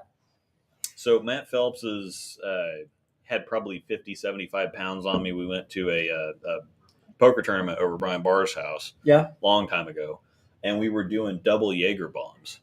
Oh yeah. And I was trying to keep up with him. We got to nine double Jaeger bombs in like an hour and a half, and I was done. Brian's basement was kind of half, and they had just moved into the house, and the basement's kind of unfinished. I almost pulled the toilet over on myself. I was done. he had like 3 or 4 more, and he was fine. But holy God, that's the last time I ever drank Jaeger. Did I ever tell you the story about the year that we went to Nationals in Reno? We were staying at Harrah's, which was open at the time, next door to Reno, and so we literally are getting on the airplane first thing in the morning. We all decided that because they come around for drinks, and that we all decided, yeah, let's have vodka Red Bull. Mm-hmm. Well, Judd was with us, Anthony Judd, and my brother-in-law, and I'm trying to think who else was with us. We had several Topeka bowlers with us, and we have a vodka Red Bull on the plane. Well, we're like, oh, that went down pretty good. So immediately, what we go do, we probably get there 12:30 Reno time, I'd say maybe. Mm-hmm. We all go get more vodka Red Bulls. Yeah. And we just keep drinking vodka Red Bull. Oof. Well, Amanda's grandpa and grandma are Diamond Club members at Harrah's, so we can go into the Diamond Club and drink for free. So we sit in there and we drink vodka Red Bulls and vodka Red Bulls. Next thing you know, it's 9 o'clock and we're still drinking vodka Red Bulls. So we're literally looking at each other like midnight. We're all bouncing off the walls like, oh my gosh, I got to gamble. We got to play. I've got a hangover just thinking about that. Right so we all go sit at the poker table, and we're playing poker in the poker room. I wouldn't really room. I think there was like 2 or 3 tables. That Harrah's didn't have the biggest floor, but we got kicked off the table because we all wouldn't stop cussing. Yeah. And that was the Randall night when I walked across the casino floor and came back and got robbed. Yeah. $800 or something, Yeah. or $1,100 or whatever it was. Well, he just hit a royal flush on the video poker machine across the street. Oh no! And he tried to walk back. I finally said, "I'm going to bed." It was like 3 o'clock in the morning. We were still just on the go at 4 a.m. Yeah. Yeah, it was a good time. Until that happened. Except for Randall losing $800 or whatever. Yeah, he said like 3 guys came up to him and it's Randall. Who cares? Oh gosh. But yeah, that was. I can do Jägermeister. I like Jaeger. Oh, every time I drink Jaeger, if I'm already drinking before, I puke. It never fails. Never fails. My brother's the type where he used to do a bunch of that stuff and then he'd puke and then he'd go right back to drinking. It's like, oh, dude, no way. You feel so much better. That's like breaking the seal for me, though. Once you do it, it's like, nope, we're done here. We're just gonna have to. Now, poker. I've always wanted to play a poker tournament while we're there for nationals. We normally have plenty of time, but I don't want to spend like 8 or 10, 12 hours at a poker tournament. Yeah. I'd rather the sports book. I love the sports book. I'd rather be able to go put because you can put a bet and you don't have to stay in the sports book the whole time. It's very fun to do if you. Why? Yeah, I know. Well, we did that when we were at Bowl Expo a few years ago. We all just sat when we didn't have the classes or whatever to go to. We got there a day early, and so there was one day that we just sat in the sports book literally the entire day. We put our bets in the morning, and then we just watched baseball all day. And we didn't even put like $30 a day in. Yeah. It wasn't even really anything. So it's like, well, let's do a parlay for this many games for $10. Let's bet on this game for $10 and this game for $10. Heck yeah. Or let's do one big parlay where everybody puts in $10 and we'll. Mm-hmm. And we almost hit. Almost hit it. We got 8 out of the 9, Yeah, and the one that we lost, the Yankees gave up a 3-run lead in the bottom of the 9th. I know you against I know. Texas, and this was like 2016 or something. And I'm so because it was we all put $10. There was like 4 of us that put in $10 a piece. Yeah. And it would if that would have hit, it would have been like $1,100, $1,200 or something because they were all very, very easy picks. I mean, you had like Chris Sale pitching that day. You had Bumgarner pitching back when he was good. So you had a bunch of these big stud aces pitching. It's like, well, that's a win. That's a win. That's an easy one. That's an easy one. And we thought we were going to hit because the Yankees were up by 3 going to the bottom of the 9th at Texas. Yeah. And then Texas put 4 on them in the bottom of the 9th. Yeah. And it's like, unfortunately, I know you didn't win the money, but it couldn't have happened to a better team. yeah, I Couldn't know. have happened to a Yeah. better team. I'm sorry. Yeah, I wouldn't. I was kind of bummed about it. It's like, well, yeah, then. Dang it, but yes. Yeah, the $250, especially since we were broke back then. I was working at a pro shop, so definitely broke. Could have used the $250, especially being in Vegas where breakfast sandwiches were like $10 at the Starbucks. $10 for a breakfast sandwich? If you're in Vegas, you usually can eat cheap. Yeah. Well, that used to be that case. It's not really that anymore. Yeah, Mad Bum had a good fry out today. Did you see that? He's not that good anymore. No. He had a falling out with the plate umpire, and then in between innings, they checked his hand. They always do that now to check for sticky substance. Oh, yeah. And Oh, no, did he get caught? no, What did I they say? don't know. With him, if you watch the video, the base umpire that's checking his hands is literally staring at him, like because he was mouthing off to the plate umpire. Yeah. Like he's checking his hands like this, but he's not even looking at his hands. He's looking at him in his face, straight up. And Bumgarner finally looks up and he mouths off to him. They mouth off back, and I think if he wouldn't have got held back, he probably would have punched him. It was pretty good. I'll give this advice to any novice player to play at South Point because the local pros are there waiting on the bowlers. Oh yeah, I'm sure. Anyway, I wouldn't pay I'd play a poker tournament just to play. I wouldn't even try to. Yeah, I don't care. And again, when I go to bet on the baseball games, it's only like $50 again. I'll pick like 2 games and do like $50 a piece on fairly, I think I broke even last year. But I'll pick a safe one and then I'll pick an underdog. Yeah. So it's one of those things. So if I pick a safe one and I just go 1-1, on the underdog, then I'll lose like $10 or something. I don't bet a ton of baseball. I bet college football. That's what I bet the most of. That's what I'm pretty good at. So, but once again, I got sidetracked because you said Jaeger or somebody said Jaeger. But pretty crazy that we've started with the rise and grinds during COVID in 2020. Just us sitting there drinking coffee. Java. Coffee was great, and then one day we decided, hey, let's drink beer. And we had one. We started doing coffee stouts or something. Coffee stouts. And we're like, all right, let's go into an IPA. Yeah, let's just do that. And then when you had to start going to work again, then we started doing it on Sunday mornings. Yeah. And it's like, I can't drink all day if you don't start early. Exactly. So we both didn't have to go anywhere. So why the heck not? Let's do a show. Yeah. And here we are with I think Wednesday nights is a better night. Yeah. Episode number 28 of this. Yeah. It's crazy. It doesn't feel like we've hit 28 already. No, and there was a bunch of rise and grinds too before we flipped over to this. So we've been doing it almost 2 years. Oh, yeah, probably 2 years because it's May. So yeah, we've probably been doing this for the early coffee days for 2 years. So you should not drink all day unless it's water. Yeah. But that was pretty cool because our finale we actually had Trevor on with us and we were sitting right here. Yep. We need to get Trevor on again because he's always nervous about it. He's like, I just don't know if I'm going to be that good. And then we sat there for like 2.5 hours and talked, and he was great the entire time. We were over 3 hours. Yeah, because he's a bowler, and so I think he knows a bunch of stuff that I don't think he knows he knows. Mm-hmm.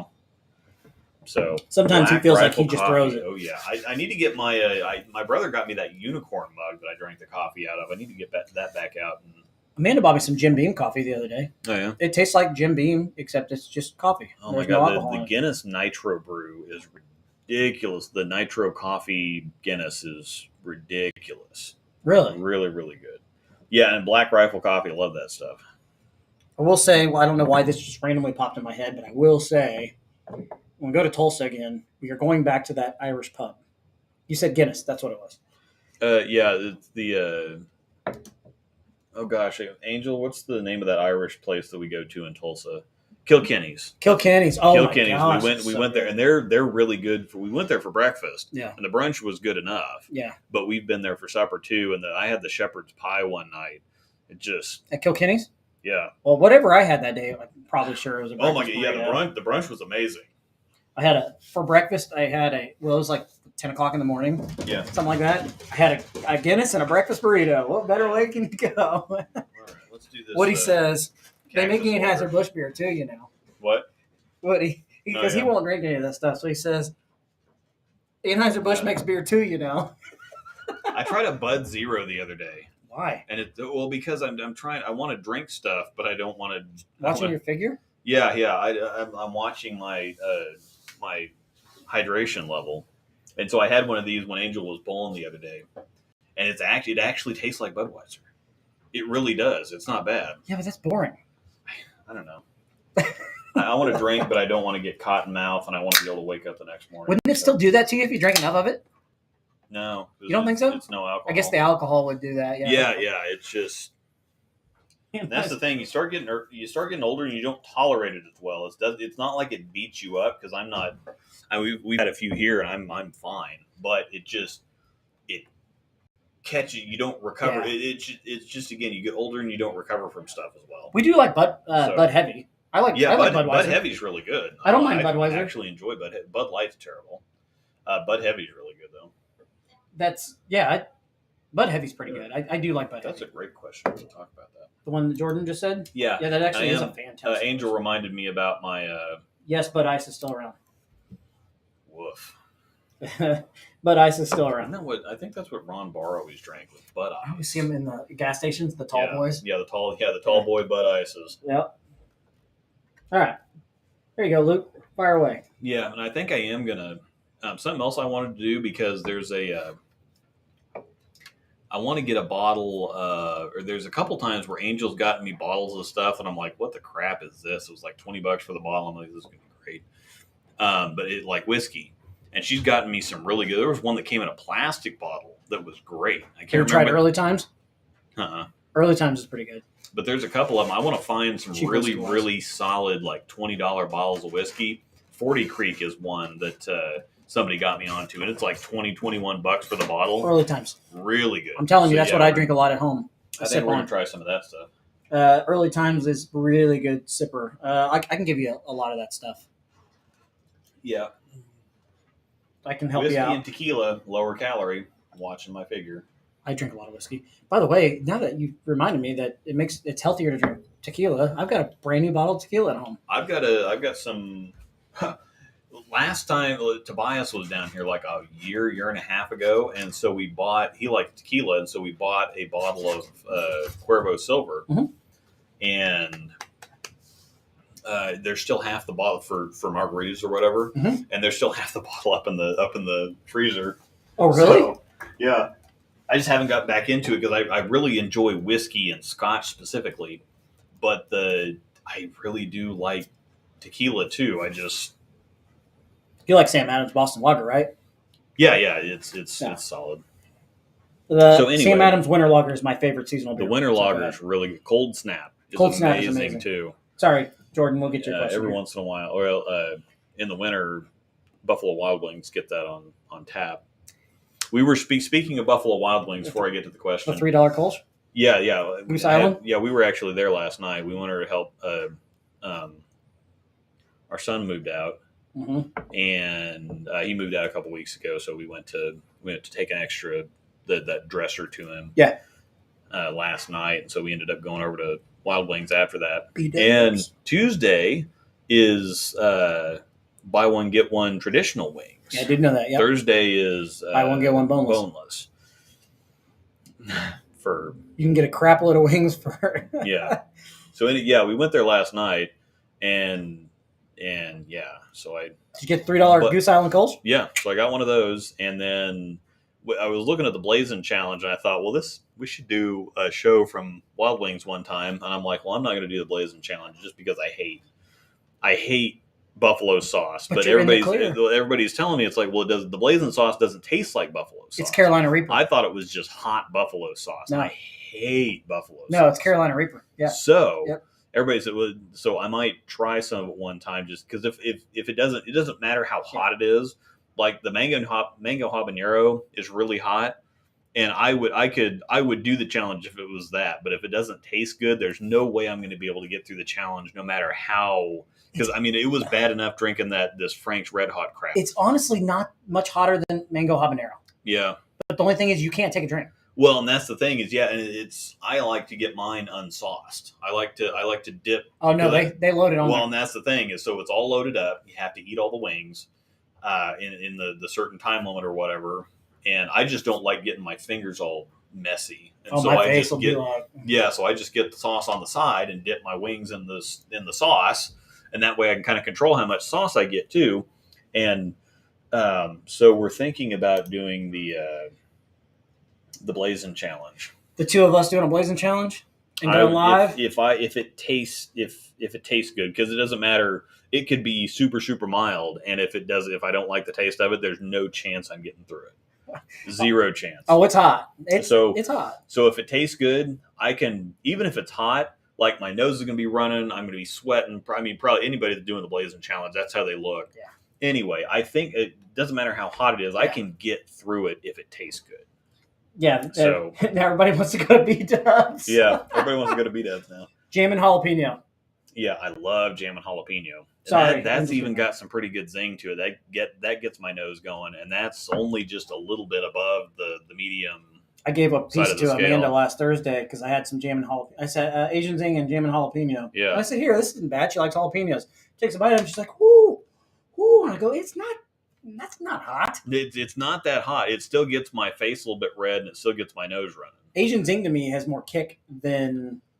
well, jam and jalapeno is pretty sweet too. So it's got this very nice kind of the sweet, spicy Caribbean jerk. Yes, lime. Caribbean jerk is amazing. Yeah. Oh yeah, she's trolling me. She's trolling us for going down the B-dubs and alcohol rabbit trails. Yeah. Sorry, so anyway, yeah.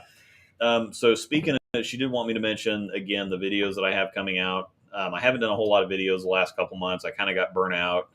Luis has been doing some big things over in his channel, so. I didn't really want to overlap with his videos. So,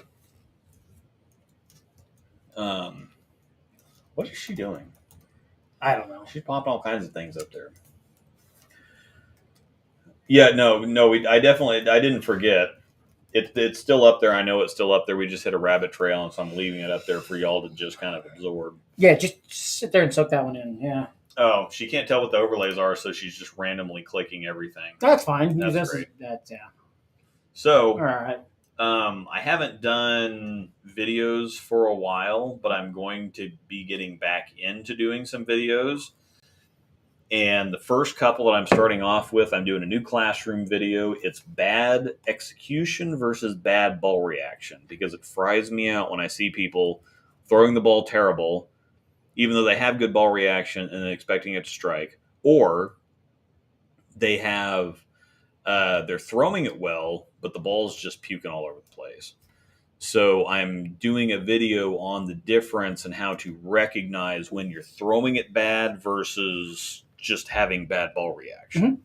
The other one that I'm doing is the long-awaited next entry in my Sport Essentials series. That's going to be a fairly long video, because I'm covering all the stuff that's come out in the last, because the last one I did was April 2021. And so now I started throwing the global stuff.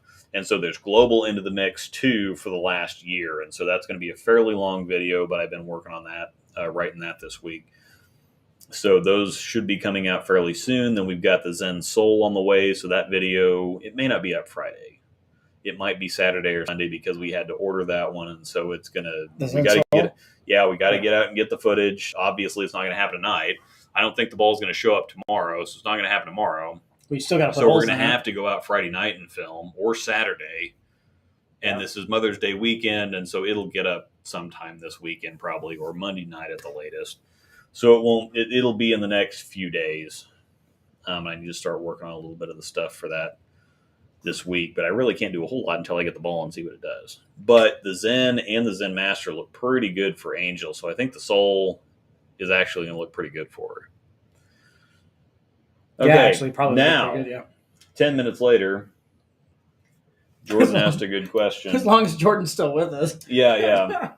Oh, gosh. Based on your knowledge of the right side of the lane, if you were to take an Arsenal of Nationals based on what you have, what would be your 6 to 8 ball selection? So, as a righty, and I still spend a lot of time watching righty ball reaction because that's, I watch James a lot, Riley, Dylan, you, all kinds of people all the time, and I still have that kind of righty brain. So, thinking, and it's really interesting because the equipment that I liked on the right side of the lane, I don't necessarily use a whole bunch on the left side. Very few things. I think the Pro Motion is one of the only ones that is kind of translated from right to left, and that makes sense, though. Yeah. But so if I was taking stuff on the right side, I would definitely be taking. I know I would like something like a Dark Code on the right side of the lane. So I would be taking a. And this is a different thing on the right side too, because you have to plan for transition. Yeah. You have to plan for breaking the lanes down right, and then you have to plan for transition on the left side of the lane. You find the best reaction that you have, and then you try to preserve that as long as possible. Yep. On the right side, you have to take kind of a progression of things. So I would be taking definitely urethane.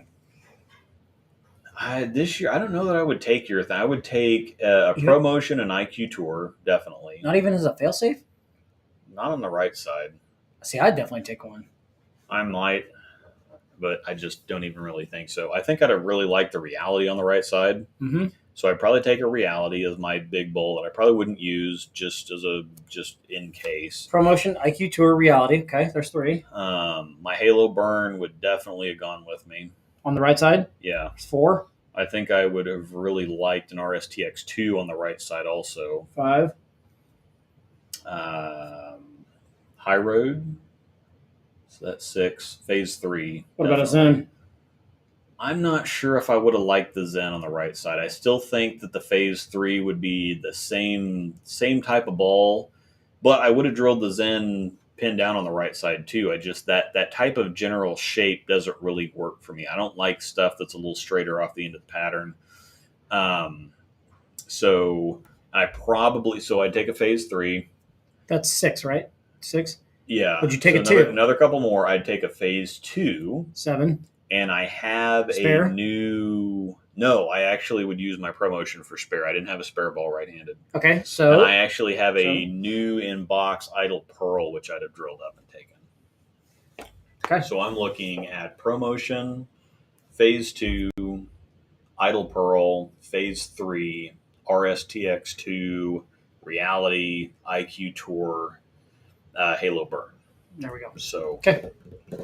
Yes, that's not bad. That's not bad at all. I just have to take your thing just as a fail-safe. You just never know. But I never throw the crap, but I shouldn't say never. Every time we go Swiss that's trails, the thing is you have to have, I think, the same number of bowling balls on the right side as the left, but on the right side you kind of plan to use more of them. Oh, yeah. On the left side, you take a wide variety of things and end up only using 1 or 2 of them most of the time. On the right side, you end up using most of them, but on the left side, you still have to take everything just to see what's going to work. But once you find what works, you generally stick with that. Yep, true that. So, true that. It's the same but different. So, I mean, a lot of these same picks that I just said I'd be taking. I have retired I plugged and redrilled my Halo Burn for lefty, but I did get a backup Halo Burn. Nick Brown had been trying to get rid of one for 2 years, and I hadn't wanted to take it off his hands and whatever, but I was like, gosh, I've got so many other things to drill and whatever else. But one of the people that watches the videos and know how much I talked about it, he won one of Nick's drawings, and he said, well, I don't really want any of these balls. Is there anything that you want? And maybe you could trade me for something. And I'm like, oh, snag that Halo Burn. I'll trade you some stuff for that. So it ended up working out really well. Make a deal. So, the classroom stuff is coming back. Or spaceship. Yeah. Sorry. And see, the issue was with some of these longer format videos is they take a bunch of time, but they're not nearly as popular as stuff I can churn out faster, like the bowl comparisons. Mm-hmm. I can write one of those, pop it up, and it gets all kinds of views. But if I do something like teaching somebody something, then it's not really as sexy, and so people don't really watch as much. And especially now that I'm left-hander, there's even less interest in stuff like that. But we're working on stuff. Jordan says, especially when South Point is notorious for being able to use urethane up the twig. Well, and that's the thing is I used pitch black pretty well. Like I played 7-5 with the pitch black on singles and doubles the entire time, and ended up shooting 640 something in singles. My first time as a lefty last year at Nationals, which once again was the funniest thing. I bowled Nationals. I think this is going to be my 10th year or 11th year or something like that, going to Nationals. And last year, my first time as a lefty was the first time I've ever shot 1800. I've shot 16 and 1700, and I've shot 1900, but I've never shot 1800 at Nationals. Last year was the first year I did it. My first year as a lefty. 1900 in Albuquerque. That was the last time I shot 1900 at least. Yeah, that was a good year. I think I shot 1840 maybe. It was 1900, but I felt like it should have been a lot more. Yeah, that was I'll tell you after the show. Yeah, I shot 720 in singles one year, right-handed, and that got me to my 1900. But I had a bad team event, but singles and doubles were money. Yeah, it wasn't bad. It wasn't great, but singles and doubles were money. But I've shot 1750 to 1790 several times. I've only had one sub 1700 set, and that was Albuquerque. That was a disaster. Well, Albuquerque and Baton Rouge, both those were disasters. Everything else has generally been 750, 770, 780, something like that. I think last year was 1840 because I went 620 in team. I think I went 570 something in doubles, and then 640 in singles. Well, singles and doubles that year, I was able to do. It's kind of one of those, when you see me throw the ball, then you know that it's when I'm going to strike a lot. Yeah. And it was one of those patterns in Albuquerque. It's been so long now, but I was able to get right. I made good shots, and I was able to get on top of it and just walk it home all day. Yeah. Daggers. That's what I should have done, but it was we got there a couple days early. Yeah. We went and played golf a couple times. Heck yeah. Albuquerque had a really nice course out there that we went. It was a 27-hole course. And so I think we played that because we played 18 one way, and there was a 36-hole course or something like that. And then we took that tram up to that sky lift or whatever. There's a restaurant up on this mountaintop or something. The only way that you can get there is by like cable car, which is just crazy. But that was really good. That was a bunch of fun. So we had a bunch of fun, and then once we got down to the bowling, my hand was so swollen I had to have him go drill it on my thumb. Remember that story? Was that Albuquerque? Yeah. And then when we got in there, it was kind of chilly, and my thumb shrunk all the way back down. And I didn't. Holy crap! What the heck happened there? I don't know. But I had, I didn't have any tape because everything fit fine. I didn't use a whole lot of tape. And so I'm like, well, I had like 2 pieces of tape. I'm like, crap. So I started swimming and everything, but I just didn't throw it good. I think I had the front 3, and then I proceeded to shoot like 490 in doubles. And I can't even remember team. I know that singles and doubles was a freaking disaster. Team that year, I just missed the transition. The transition is what got me. Yeah, but I had a pretty good look on the fresh, and then as they transitioned, it destroyed me. I made a decent amount of money back, though. Brackets were where I made a good portion of it. But my best year in brackets was in Syracuse, shooting absolutely nothing. I got really close. I think I shot 1780 in Syracuse because I shot like 570 in team, and then I went 6-0, 610 doubles and singles. But I never shot. My low game in singles and doubles was 190 something, and my high game was like 215 or 212 or something like that. I shot everything in between there. That's when you always make money. I put $100 in per set and walked out of there like 640. Oh yeah. Because I thought, well, it's like, I was consistent, so I'm hoping I can get my money back. And I walked down there, and that was the year where we bowled the 11 o'clock squad. Yeah. and we bowled, but it didn't start till like 12:30. Mhm. We bowled right next to Lucas Wiseman, who wrote a big story about it later. We didn't get done bowling until like 3:30 in the morning, and they actually, because everybody was there so late and they had flights to catch early the next morning, they kept the bracket windows open, so the bracket people stayed there, and they were paying out at like 4:00, 4:30 in the morning. And I went up there and I got like $630 back. And I'm like, are you kidding me? I put $100 in per set, which is nothing. Yikes. I went 6-0, 6-10, and I got 600 and some odd dollars That's back. a winner. What is the best way to break in a urethane bowling balls? Throw them. You don't really break in urethane, though. You don't really break them, but throw them. I mean, Yeah. that's the closest way to. You throw them a bunch, but still, you want to keep surface on them. And the first like 5 balls you throw with them, every single set, just hook off the lane. Yes. So. Yes, I think we probably should get off here. Yeah. It's Well, 10 yeah. minutes. We gotta get. I'm gonna finish this, but yeah, that squad is. We got on the nationals thing a little bit late this year, and so our team squad is 9:30 Saturday night, and then our singles and doubles squad is 7 a.m. the next morning. Now I'm glad I'm not how bowling. bad is Holy crap! We have now. We're getting in on. We're getting in. I believe on Wednesday. We're getting there Thursday night. So we'll have all day Friday, all day Saturday, most of the day Sunday, and then we're leaving again on Monday. So Luis and I are going to get together and do some stuff for a video. I think we did the challenge last year, and I won the challenge. So we're going to have a challenge again this year. So I do remember the challenge. Yep, that was a good video. God, that was. So we're going to do some stuff. Luis is going to look to redeem himself. I'm going to get to meet Oliver. Oh yeah, you will get to meet the little one. Yep. That's right. Get to meet the kiddo. One of these days, I'm gonna have the little one over here and have her, so that everybody can meet my little one too. You said Amanda's going to Indiana or something when you get back Fort from Wayne the next morning. She leaves. She got a flight the next morning, bright and early, and she's so excited. Yeah. So excited.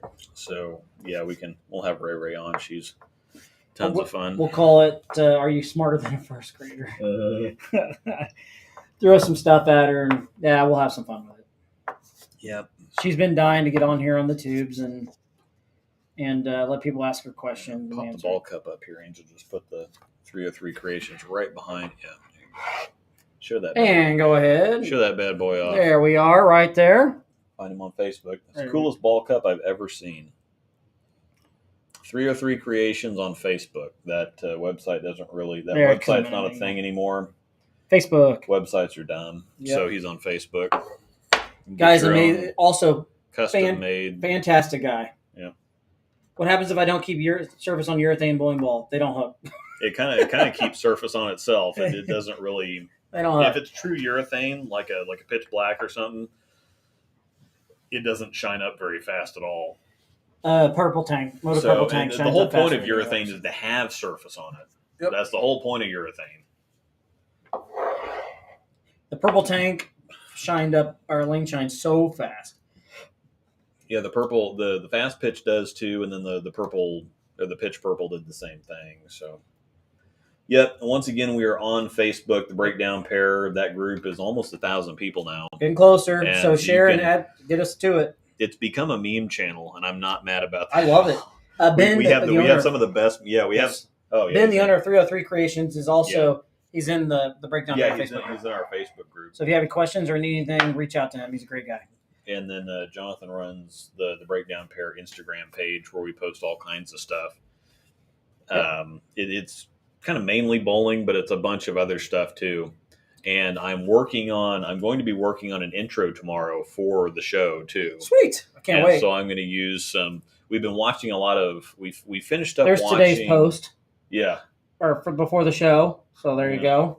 So we finished up watching Bar Rescue. We got all caught up with that. And so we've been watching a lot of Impractical Jokers. And so that gave me an idea for our intro. Sweet. May or may not involve your Halloween costume. Oh, I don't care. Bring it in. I don't care. And then your whatever costume you were in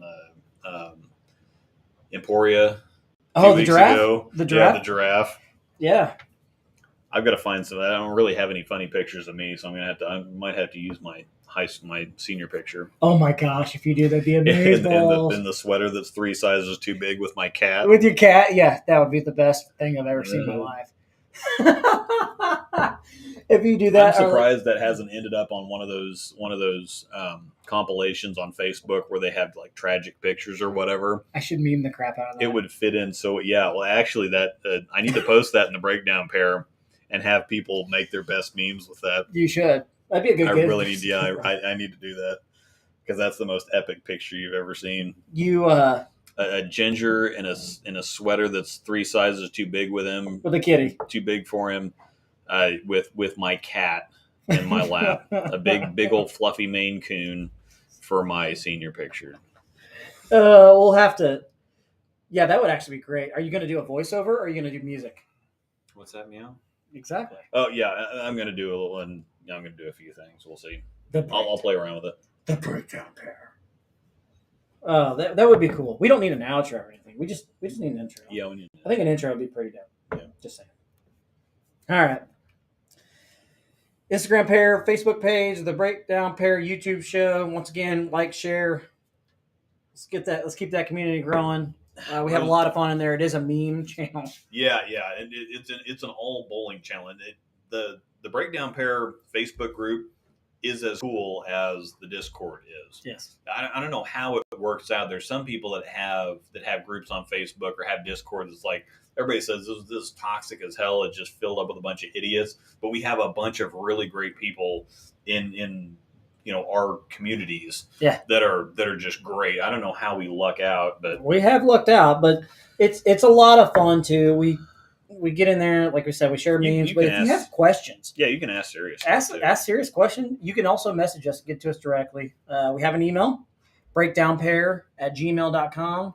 So if you have a technical question, you want to get to Luke or I, feel free to send us an email, and we'll try and get back to you as quickly as we can on that. But that goes directly to both of us, and we'll you can send videos for coaching advice, things like that. So we'll probably bring that back at some point.